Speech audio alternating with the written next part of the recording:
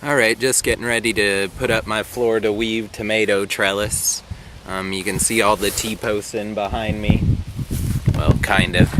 There's some wooden stakes in there because I was short on T-posts, so I'm gonna have to use those instead of the metal T-posts. I prefer the metal ones just because they're a lot sturdier than the wooden ones are, and they don't rot or anything, and I can put about 4 plants on a metal post, 4 to 5 versus just 3 on a wooden one, but have to make do with what I have since I don't have any more metal T-posts. I'll show you what twine I'm using. 1 second here. Which the twine has a little hole here for a belt loop, and I brought a belt today, that way I could loop that through my belt and make things quite a bit easier. I tried several, like 5 different types of twine last year. I wanted to use a natural twine that was biodegradable, but I actually found that whenever it rained it would stretch and lose or become more elastic, and the tomato plants would kind of sag to the ground. So this year I'm going all nylon twine, and I'll just have to remove it at the end of the year to make sure it doesn't get into the soil. So it's not a big deal, it's pretty easy to do at the end of the year, but I would highly recommend sticking with the nylon twine. I'll go ahead now and show you how to set it up, the weave system. Alright, got my box of twine wrapped around my belt here and ready to go start tying up the twine and putting up our Florida weave. Go over the first part here, which you can see my tomatoes are about 12 or 14 inches tall. It's pretty good. They're growing pretty well considering we haven't had any rain. Have had to water a few times.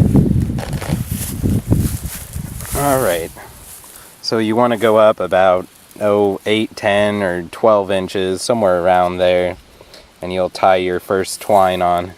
Let me set the camera down and maybe I can show you. Alright, so we're about 10 inches or so high on the T-post.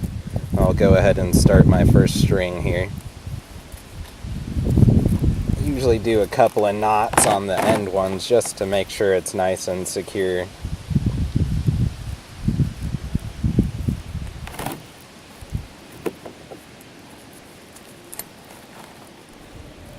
I didn't have any problem with them coming off last year, and I only double knotted them, so it's not necessary to put a whole bunch in there, but a couple will do fine.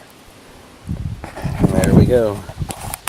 Got the first knot around there. So there are 2 ways of actually doing the Florida weave. You can either go on just the outside of your plants, and I found that that worked fine last year. I did have some trouble when the wind was blowing side to side, that it was blowing my plants over. In this particular spot, I'm not too worried about it. There's some trees that block the wind, and it's in a fairly protected area.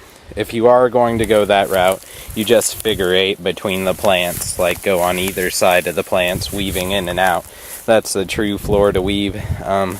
Like I said, it's not really necessary, so you can go run parallel lines basically on the outside of your tomatoes. So like in this case, I'll just run it on the outside of these, go to my next post, wrap it around the post a couple of times.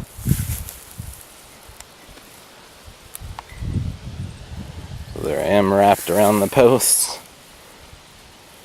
It's hard to do with a camera in my hand.